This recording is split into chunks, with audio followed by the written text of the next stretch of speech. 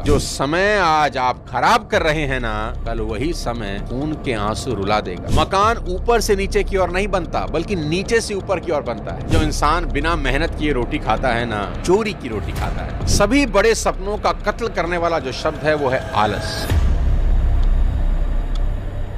साथियों, कभी सोचा है कि इंसान नंगा ही क्यों पैदा होता है? इस एक बात को आज गहराई से सोचना कि पैदा होते वक्त किसी भी इंसान के तन पर वस्त्र नहीं होते। प्रकृति उसे कुछ नहीं देती।